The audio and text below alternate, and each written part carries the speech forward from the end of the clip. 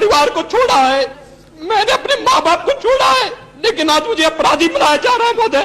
Sir मुझे बोले don't be tell him go on Yogi ji we all respect you. Please, you feel we shall certainly look into it. I tell you. अध्यक्ष, मैं तीसरी बार गोरखपुर से लोकसभा का सदस्य बना हूं। महोदय, पहली बार मैं 25,000 वोटों से जीता था, दूसरी बार 50,000 से जीता और तीसरी बार लगभग 1.5 लाख मतों से मैं गोरखपुर से चुन करके आया हूं। लेकिन पिछले कुछ समय से महोदय राजनीतिक विद्वेष के तहत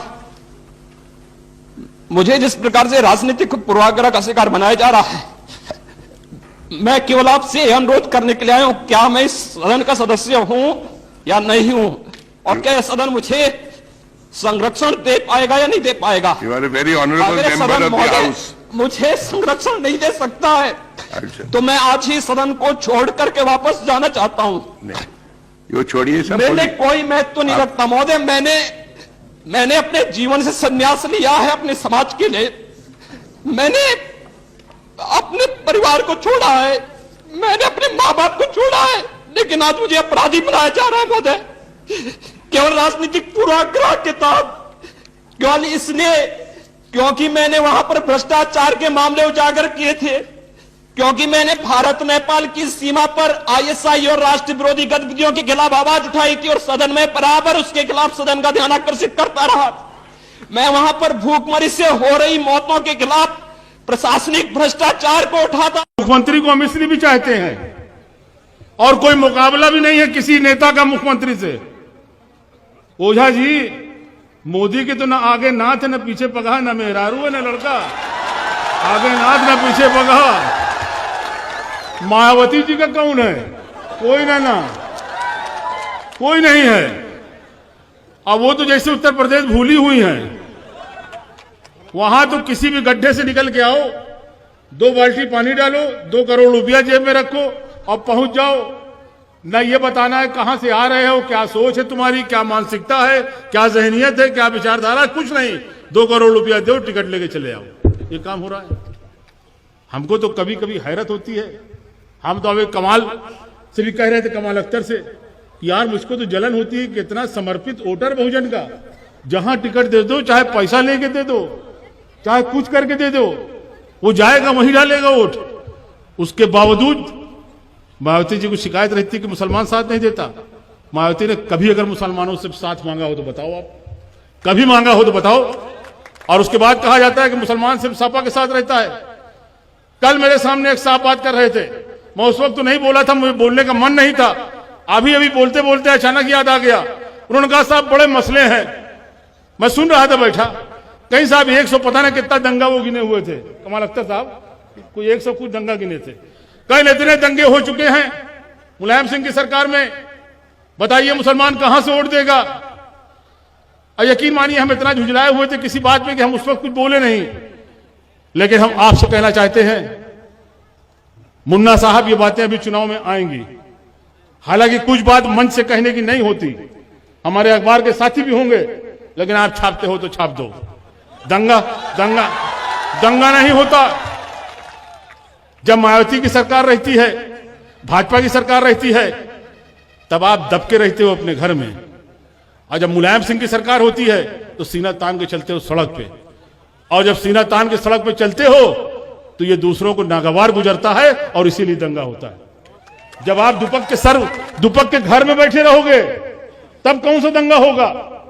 और ये सही है कि उत्तर प्रदेश के अंदर जब सपा की सरकार होती है, मुसलमान को यकीन रहता है कि हमारे साथ इंसाफ होगा, न्याय होगा, हमारे साथ नाइंसाफी न होगी, और वो कौम तरक्की करती है, अपने से तरक्की करती है, जिसको ये एहसास रहे कि हुकूमत हमारे साथ इंसाफ करेगी। और वो एहसास सिर्फ मुलायम सिंह यादव के साथ रहता है, बाकी किसी के साथ नहीं रहता।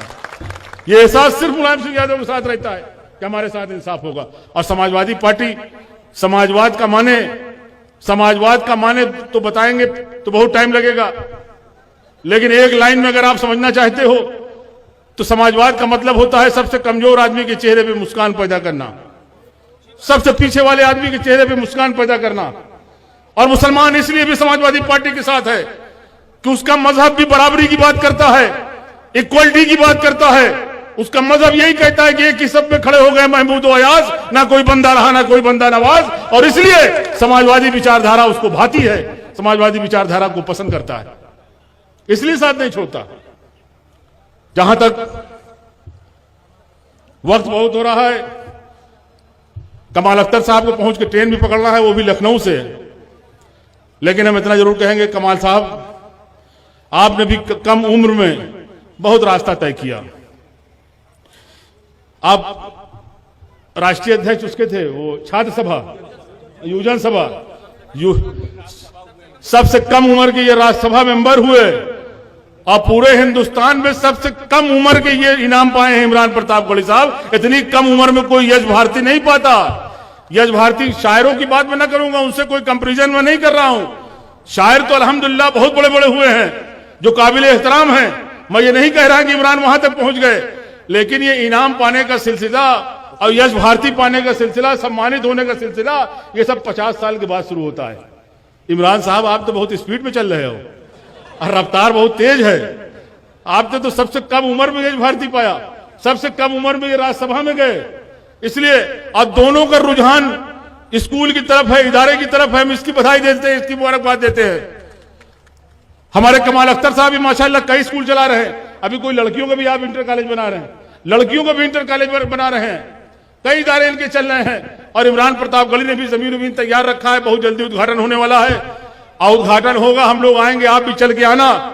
एक नेक काम होने जा रहा है, एक बड़ा इदारा लड़कियों का डिग्री कॉलेज इमरान प्रतापगढ़ी अपने गांव में खोलने जा रहा है। ये बहुत बड़ी बात है।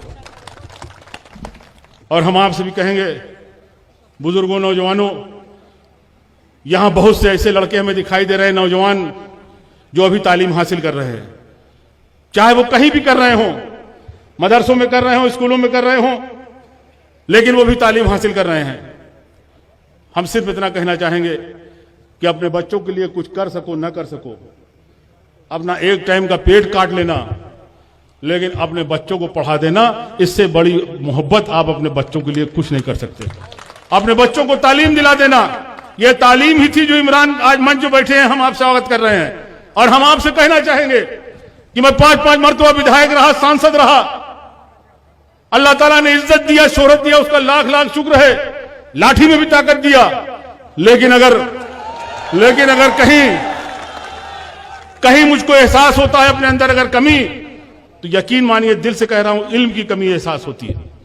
और मैं बहुत सी जगह एहसास से कमतरी का शिकार हो जाता हूं, बहुत सी जगह एहसास से कमतरी का शिकार हो जाता हूं। इसलिए हम कहना चाहते हैं कि वो दिन आपके बच्चे न देखें। और याद रखना, इल्म इसलिए हासिल नहीं किया जाता कि डिग्री लेके जाएंगे नौकरी मिल जाएगी। ना भी अगर नौकरी मिलेगी, ट्रक भी अगर चलाओगे, जाके टैक्सी भी अगर चलाओगे, और आप पढ़े लिखे होगे, आपके पास इल्म होगा, तो याद रखना, इल्म वो चीज है कि जो हर कदम पे दिन में कई दफे आपको इज्जत दिलाती है, आपको सम्मान दिलाती है। इल्म के अंदर वो ताकत है। इसलिए अपने बच्चों को पढ़ा लेना। जहां तक आज इस मौके की बात है, हम तो इमरान साहब आपसे कहेंगे, मुशायरा तो शायद है नहीं, ये तो आपके जो सम्मान मिला है यश भारती, उसके उसमें रखा गया है।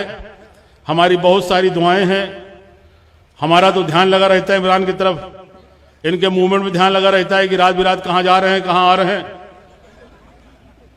और अब आपसे भी हम कहेंगे, इनके वालिद भी यहां बैठे हैं, अब उम्र इनकी ऐसी नहीं है, इनकी शादी कर दिया जाए। शादी भी होना बहुत जरूरी है, शादी भी सुन्नत है, अब वो भी बहुत जरूरी है। इसलिए हम सबसे ज्यादा उनके वालिदैन को मुबारकबाद देते हैं, जिनके बेटे हैं इमरान साहब। इन्हीं बातों के साथ आपसे विदा लेना चाहते हैं। खुदा हाफिज़।